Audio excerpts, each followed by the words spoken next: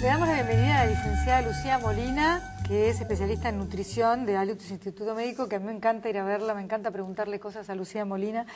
Tan jovencita, ¿no? Y tanto sabe un montonazo. Estamos preocupados por esto de que los trastornos de la alimentación pueden afectar la fertilidad, pero primero me parece que para todo el público tendríamos que definir trastornos de la alimentación, cuáles son y qué frecuencia tienen. ¿Los hombres también pueden tenerlos? Sí, los trastornos de la alimentación tienen una base psicológica. O sea, el síntoma externo es la conducta alimentaria, pero la base es más bien psicológica, ¿sí? Los trastornos de la alimentación, lamentablemente en Argentina, ocupa uno de los primeros puestos a nivel mundial de la cantidad, de la frecuencia de trastornos de la alimentación, probablemente impulsado por una presión social de los medios, una baja autoestima.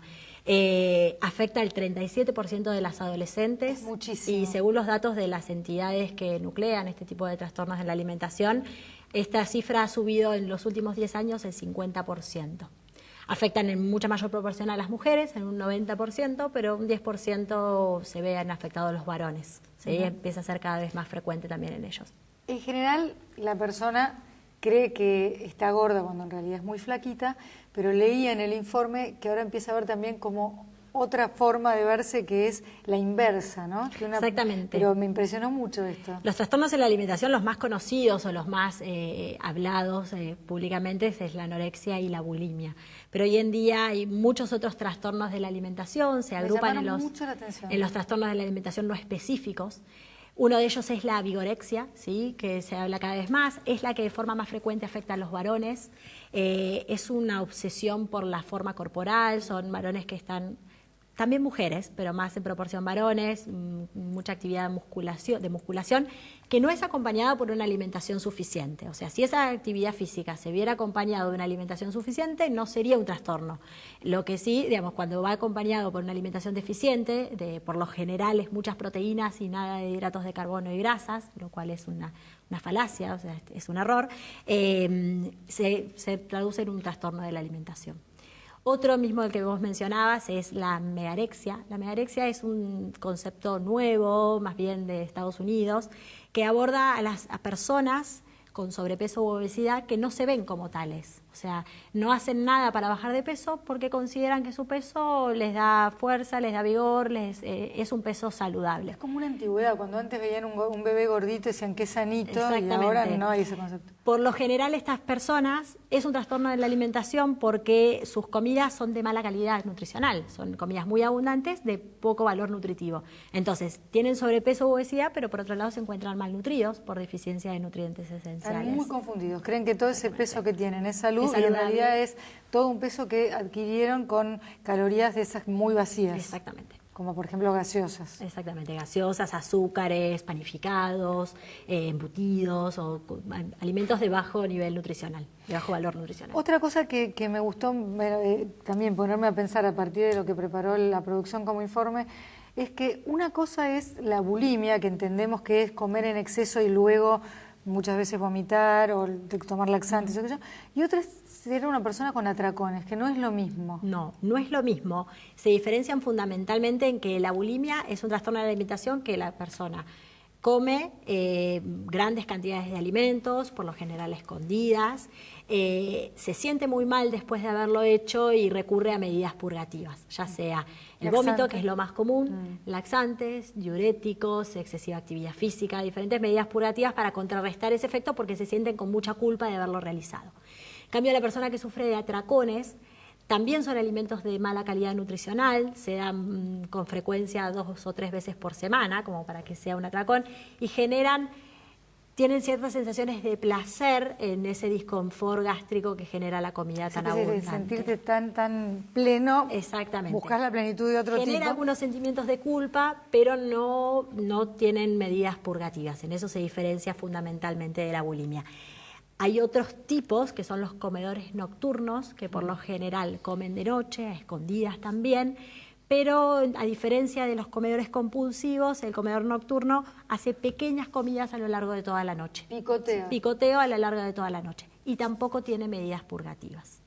Y eso también te altera el sueño, ¿no? Estar comiendo, por ejemplo, azúcar o algo muy dulce a última hora de la noche te espabila muchísimo. Sí, después tienen alteraciones en el sueño, lo cual genera estados de cansancio, de depresión a lo largo del día y genera un círculo vicioso. ¿Es verdad que el azúcar, así como al principio te da como muchísima energía, después te da un bajón importante? Sí, en realidad es la diferencia entre los distintos tipos de azúcares. Los azúcares simples o refinados generan una alza en el azúcar de forma muy abrupta, pero luego eso decae. Las frutas diferente. Las frutas, los cereales integrales o lo que llamamos los hidratos de carbono complejos aumentan el azúcar en sangre, pero lo mantienen de forma más estable. O sea, las curvas son más planas. Ahora, nosotros sentimos a veces adicción por algunos... de verdad, que empezás con una bolsa de un snack y no podés parar. ¿Hay algo de adictivo en las harinas? Sí, sobre todo en lo que es snacks, la combinación entre las grasas saturadas y el sodio tiene un componente de tipo adictivo y no generan una sensación de saciedad. Por eso te comer una bolsa entera sin sentir sensación de saciedad. Bueno, tu cuerpo no te lo va a agradecer. Todas estas cosas, ¿por qué se asocian con el tema de la fertilidad y por qué es tan importante en un centro como Alitus estar atento a esto, ¿no? O, por ejemplo, doctor, ¿cuándo deriva a una paciente al consultorio de la nutricionista? La parte nutricional interfiere tanto sea para lograr el embarazo como puede afectar al embarazo o puede afectar inclusive en la vida adulta al producto de esa malnutrición en su momento.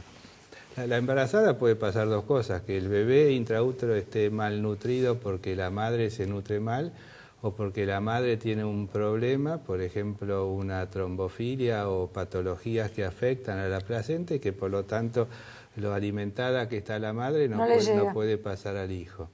Y se sabe al día de hoy que bebés producto o sea, nacidos de bajo peso, ya sea por un problema nutricional de la madre o por un problema de patología de la madre, aunque esté bien alimentada, se puede repercutir en ese bebé que nace de bajo peso y manifestarse después en el transcurso de la vida, ya sea como problemas oncológicos aumentados, problemas cardiovasculares, problemas metabólicos, es decir, diabetes y otro tipo de patologías. Entonces, todo eso que cuando la mujer dice me quiero embarazar y está en las mejores condiciones, va a hacer de que ese óvulo que se forme va a estar en un ambiente más favorable, ese embrión que implanta va a estar en mejores condiciones y por lo tanto todo a partir de ahí va a ser mejor. Entonces, así como la que dice yo el día que me embarazo dejo de fumar, es bueno que sepa que el cigarrillo puede afectar para quedar embarazada y afectar a ese embrión.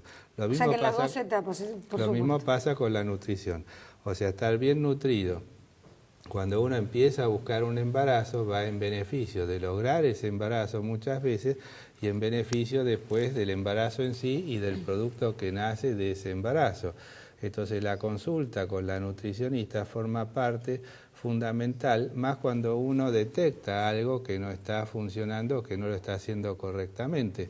Y para nosotros por ahí una persona con el normopeso puede estar mal alimentada y una persona que tiene sobrepeso seguro que lo está. Entonces tenés que tratar de trabajar en equipo con el departamento de nutrición, con Lucía en este caso, como para tratar de que en la consulta o en el cuestionario que se haga salte si hay alguna anomalía, alguna desviación para tratar de corregirla. Nosotros hemos escuchado de casos, bueno, de una mujer en edad fértil que es tan poco lo que come, tan anoréxica que deja de menstruar, es decir, bueno, ahí claramente no va a quedar embarazada. Pero eso ya es cuando quiere. ¿Qué pasa cuando las adolescentes, que creo que es donde la tasa es más alta, ¿no? Como decías hace un ratito, ya tiene un trastorno de la alimentación? El grupo más fuerte en lo que es trastorno de la alimentación son las adolescentes, o sea, entre 14 y 20 años. Y coincide con la etapa del desarrollo puberal normal. Lo que se sabe es que la acumulación de grasa durante el periodo prepuberal genera sustancias en el cuerpo, la más identificada es la leptina, que una vez llegado a un umbral de tejido adiposo necesario, esa leptina induce a la hipófisis a generar todo lo que es la cascada hormonal que culmina en los ciclos con el comienzo de los ciclos menstruales. Entonces, el hecho de que tengan muy baja cantidad de grasa corporal, por un lado, genera un retraso en el desarrollo de los ciclos puberales, y si ya se produjo la primera menstruación en esa niña, pueden ser interrumpidos, con lo cual se ven las amenorreas, oligomenorreas y anovulación, que es la falta de ovulación en los ciclos menstruales, que es lo más común de encontrar en las personas que sufren o sufrieron antecedentes de trastornos de la alimentación cuando planifican un embarazo y ese embarazo no llega. O sea, el 40% de esas mujeres que sufrieron algún trastorno de la alimentación va a tener en su vida adulta algún trastorno en lo que es su sistema reproductivo. ¿Quiere decir que no se compensa porque luego empieza a comer bien? Por lo general, cuando se recupera alrededor del 90-95% del peso ideal mínimo para esa altura, por lo general los ciclos menstruales se reanudan. A veces cuando hay problemas emocionales no resueltos, porque como decíamos al principio es un problema más bien de tipo psicológico, cuando hay problemas emocionales no resueltos a veces todavía pueden persistir la anovulación. Quiere decir que de ese porcentaje muy alto de chicas con trastornos de la alimentación en la adolescencia, habrá quienes estén más influidas por, como decías antes, los medios, las compañeras y habrá un grupo más refractario, digamos, de chicas que traen algún problema. ¿Se sabe a esta altura de qué se trata? ¿Se trata de no querer crecer? ¿Se trata de controlar? Es una situación multifactorial, o sea, hay un montón de factores que pueden estar y depende de la personalidad de cada uno cómo influyen esos factores. La presión social es uno de los factores más descriptos, problemas familiares. En los medios se habla mucho sobre el concepto de la belleza y poco sobre temas de salud, entonces eso también influye. La baja autoestima genera una necesidad de pertenecer o de ser en una sociedad en la cual los modelos físicos están muy impuestos. Entonces son muchas cosas las que pueden estar influyendo en esa mujer. El miedo a madurar es otro de los miedos que puede generar un trastorno en la alimentación. Estaba pensando que muchas de estas chicas que hoy son adolescentes nacieron ya de mamás cuyas heladeras están plagadas de productos dietéticos, ¿no? Exactamente. Que a veces también llevan a una confusión, ¿no? A veces creo que un nutricionista te puede explicar cómo comer bien sin que todo tenga la etiqueta medio verdosa, o a lo mejor de tanto verde que comes decís, pero yo no adelgazo y todo lo que como es light, y hay como grandes confusiones. Sí, hay digamos, todo lo que es el fomento del consumo light y dietético, lo cual no está mal porque previene un montón de patologías en la vida adulta, digamos, patologías asociadas al sobrepeso, tienen que ser muy charladas y cuidadas con cada adolescente de forma particular, ¿sí? Para que comprenda que a lo mejor se da un atracón de lo light y a lo mejor hubiera convenido que comiera 2 bombones verdaderos, digo entre comillas verdaderos. Sí. Es verdad que como golosinas y snacks que en principio parecerían prohibidísimos y sí se pueden. Tal cual, en realidad todo depende de la persona y el tamaño de la porción, porque si uno come 3 porciones de una cosa light, por ahí es lo mismo, el equivalente a 1 o 2 porciones de lo no light. Que es lo que tanta envidia le da en la amiga que no es gorda, que dice, pero ¿cómo vos comes esto y yo no puedo? Claro, tiene también mucho que ver con cada uno, por eso es cada caso en particular, cada metabolismo es muy diferente, pero el tema pasa sobre todo por lo que es las porciones. Claro, los que también la persona muy ansiosa normalmente no la convences con una porción pequeña de ninguna cosa. Bueno, entonces se trabaja enviándola al consultorio de Lucía y después con mucho seguimiento porque se supone que es una patología que resiste en el tiempo, digamos. O sea, tiende a volver a la huella. Es una enfermedad de tipo crónica. Y cuando estás frente a estas situaciones, o sea, ponerte firme, o sea, si vos vas a hacer un tratamiento donde vas a estimular el ovario, la respuesta a la estimulación puede ser no lo mejor que puede ser en ese caso. Entonces, hay veces inclusive, vos le decís a los pacientes, si no haces algo, no avanzamos, porque cuando viene alguien con un sobrepeso importante, no está bueno porque las chances bajan mucho y no está bueno si se embaraza para ese embarazo. Es decir, claro, le hemos dedicado mucho tiempo a la gente que no come lo suficiente, pero también el que está con un sobrepeso de no sé qué porcentaje, pero sobrepeso al fin. Tanto el exceso como el déficit de grasa corporal generan alteraciones, ¿sí? Por lo general, en lo que es trastornos de la alimentación se ve un déficit de la alimentación, porque es lo más común, la anorexia y la bulimia. Pero también es un trastorno de la alimentación el hecho de estar sobrealimentado. Eso sí, y eso siempre se puede discutir, ¿no? Porque no comer nada es clarísimo, pero ¿qué sería sobrealimentado? cuando creciste a lo mejor en una familia en la que el afecto se expresó en forma de comida, ¿no? Sí, todo lo que es social es en torno a la comida, entonces uno cree que es lo común y lo natural y lo que está bien. No está mal que uno, digamos, tenga reuniones sociales y demás a través de la comida, pero el tema está en las cantidades. Otra cosa que está pasando últimamente y que se nota cada vez más es gente como muy fundamentalista a la hora de comer. Los veganos, por ejemplo, los que comen comida viva o cruda, los raw, gente que realmente es casi militante de no comer un montón de cosas que nosotros estamos acostumbrados a tener en la dieta. ¿Hay que prender la luz de alarma? Todos los extremos son malos, ¿sí? De todas formas, los veganos bien manejados, los vegetarianos bien manejados. ¿Qué sería un vegano para el que está mirando? Vegano es el que no come nada de origen animal. El vegetariano hay diferentes formas y hay algunos que comen huevos lácteos, algunos carnes blancas. El que come huevo y lácteos ya te calma porque hay proteínas. Fácil. Ya es más fácil. De todas formas, tienen que tener un buen abordaje de tipo nutricional y puede ser un niño, una mujer adulta, un hombre adulto, una embarazada, mujeres en lactancia. Todos pueden ser vegetarianos bien manejados. O sea, el vegano no te toma leche, no te nada, huevo, no se nada. con cuero. Ya ahí es más difícil la parte nutricional, pero no es imposible, ¿sí? No es imposible. Por lo general son personas mucho más abiertas al consumo de semillas, algas. Saben que tienen que reemplazar. Sí, tal cual. Y por lo general, si uno se los explica y se busca, digamos, dónde conseguirlos y demás, los reemplazan. No es imposible. En el caso de las embarazadas, puntualmente, hay algunos suplementos que son recomendados en estas mujeres por algunos déficits nutricionales muy específicos, sobre todo lo que es la vitamina B12, que es lo más difícil de incorporar, salvo que tengan un buen consumo de algas. Es de la única forma. ¿Las algas dan B12? Sí. Qué bárbaro. Bueno, ¿qué señales de alarma podemos detectar en alguien que está con trastornos de la alimentación?